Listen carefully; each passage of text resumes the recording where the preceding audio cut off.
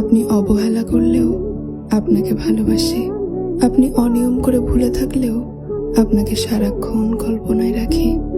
আমার এক আকাশ সমান স্বপ্নের কাছে আপনার অবহেলা, অনিয়ম কখনো বাধা হতে পারে না। কিছু কিছু মেয়ে আছে যারা বলে পুরুষ কোনোদিন এক নারীতে আসক্ত হতে পারে না। তো তোদের একটা কথা জিজ্ঞাসা করি, তোর বাবা কি বাড়ির বাইরে চম্পা বৌদিকে রেখে এসেছিল? শালা নিজের ঠিক নেই চরিত্র, তোরা আবার ছেলে খুঁজিস পবিত্র।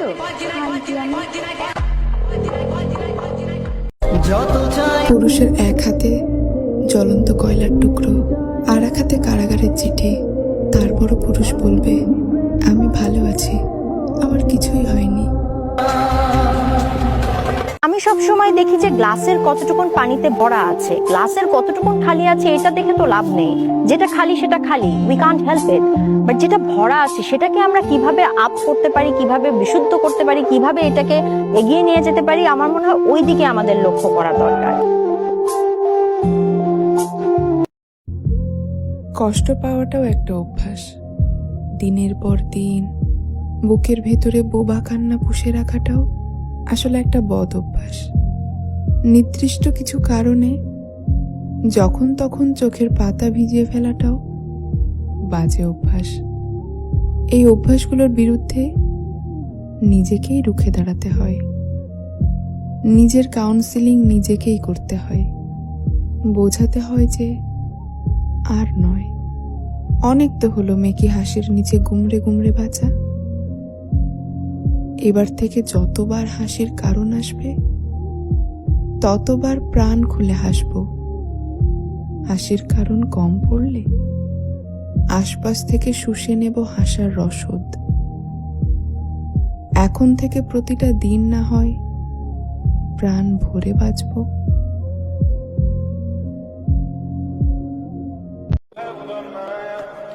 প্রিয় বলতে একটা তুমি আছো, যত অভিমানী করো আমার জান, তোমাকে ছাড়া আর লাগে না কাউকে ভালো। রাখতে চাইলেই তো আর মানুষটাকে রেখে দেওয়া যায় না নিজের জীবনে। মানুষ তো গৃহপালিত পাখি কিংবা পশু নয় যে তার ইচ্ছে না থাকলেও খাঁচায় বন্দি করে আজীবনের তরে তাকে নিজের করে রেখে দেওয়া যাবে। পাশের মানুষটারই যদি একসাথে চলার ইচ্ছেটা ফুরিয়ে আসে, যদি সে নিজে থেকেই পর হয়ে যেতে চায়, তবে তো আর তার সাথে পথ চলা কিংবা তাকে ঘিরে তৈরি হওয়া সম্পর্কটা ধরে রাখার কোনো উপায়ই থাকে না। একটা মানুষ যত বেশি শক্তিশালী বা ধৈর্যশীল হোক না কেন, একটা সময়ের পর তাকেও ক্লান্তি ঘিরে ধরে। প্রতিনিয়ত হওয়া অবহেলা, অবজ্ঞারা দুর্বল করে দেয় তাকে ভিতর থেকে। বাঁধনটা ক্রমশ আলগা হয়ে যায়। পরিশেষে ইচ্ছে থাকলেও শক্তিতে আর কুলিয়ে ওঠে না। বারবার ধরে রাখতে চাইলেও পেরে ওঠে না সে। সবশেষে না চাইতেও ছেড়ে দিতে হয় মানুষটাকে। মলিন মুখে বলতে হয় তুমি অন্য কারোর সঙ্গে বেঁধে ঘর। ভালোবাসতে ছাড়তে হয় না, থাকতে হয়। সবাই ছেড়ে যায় না। যারা ছেড়ে চলে গিয়েছে বা ভাগ্যকে মেনে নিয়েছে, তারা কি তাদের ভালোবাসার মানুষটাকে হারিয়ে আদৌ সুখী হতে পেরেছে? তাই ভালোবাসার মানুষকে ছেড়ে না দিয়ে বিশ্বাস রাখো, জীবন তো একটাই। এই এক জীবনে ভালোবাসার মানুষকে যদি না পাওয়া যায়, তাহলে প্রকৃত সুখটা কোথায়? ছেড়ে না দিয়ে ভালোবাসার মানুষের পাশে থাকুন, দেখবেন জীবন কতটা সুন্দর।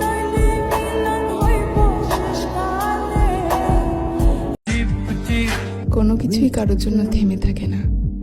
নদী যেমন বয়ে চলে আর তার তীরে এসে জমে কিছু পলি মাটি, জীবনও ঠিক সেই রকম ভাবেই চলতে থাকে অবিরত। মনে থেকে যায় কিছু মানুষের সুন্দর ব্যবহার, আবার কিছু আঘাত ও নানা স্মৃতি। জীবনে দুঃসময় আসাটাও ভীষণভাবে জরুরি। অনেক মানুষকে চিনতে পারা যায়, বন্ধু সংখ্যা কমে যায়, আর যারা থাকার তারা অকারণেই থেকে যায়। কখনো ভেবে দেখেছেন আপনার কথাবার্তাও কারো কমফোর্ট জোন হতে পারে? আপনার শব্দ চয়নের কারণে কারো পুরো দিনটাই ভালো হয়ে যেতে পারে। আমরা সবকিছু নিয়ে খুব বেশি খুঁতখুঁত কিংবা সচেতন হলেও নিজেদের কথাবার্তা নিয়ে খুব একটা ভাবি না।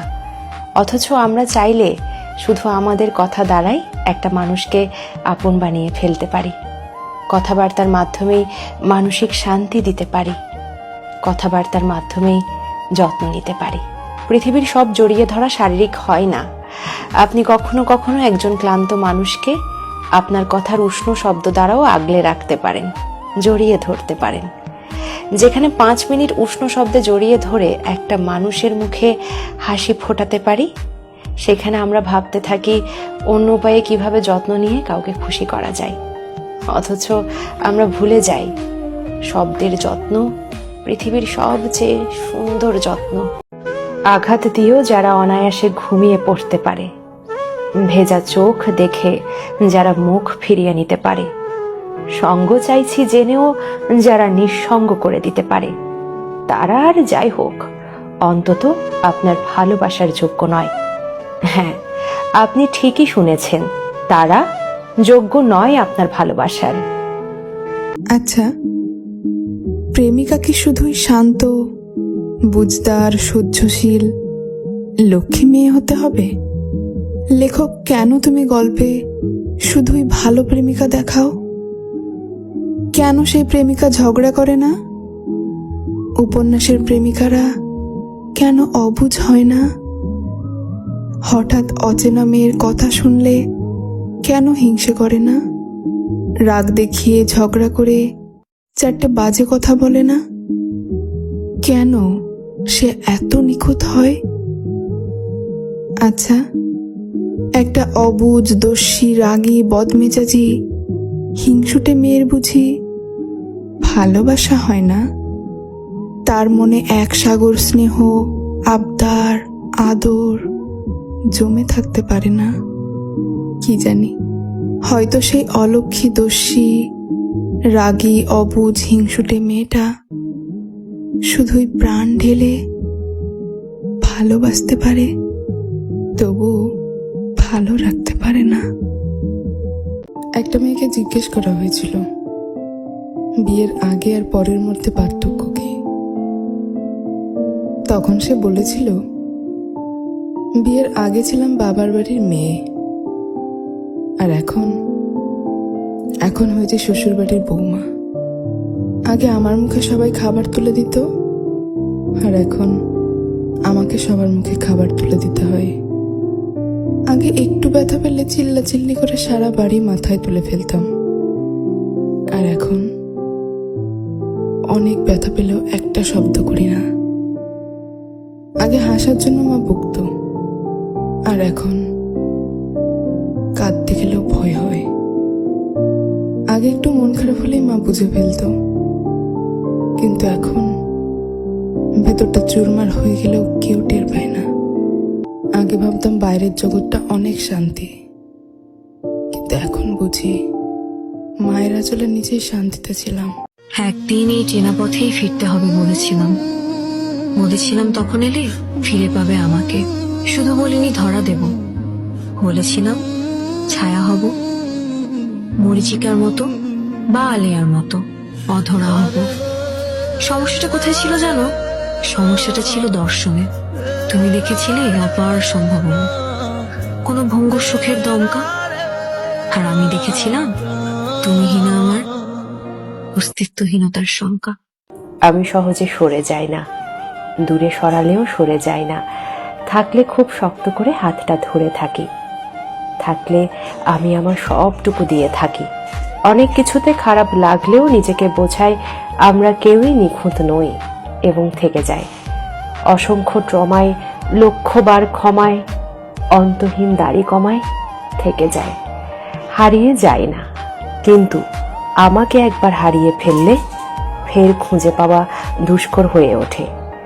এই পৃথিবীর 750 কোটি মানুষের মধ্যে 749 কোটি 99,99,999 জনকে খুঁজে পাবে, আমায় পাবে না। আমি যতই স্বপ্ন আঁকি তাকে নিয়ে, সে যে ব্যস্ত ছিল অন্য কারো স্বপ্ন সাজাতে। প্রায় বলতাম, প্লিজ কোনোদিন ছেড়ে যাস না। সে কথা রেখেছে, অন্যের ঠোঁটে ঠোঁট রেখেও সে আমায় স্বপ্ন দেখিয়েছে। এটা প্রতারণা নাকি ভালোবাসা আমি আজও বুঝিনি। Subscribe now and press the bell icon. Never miss an update.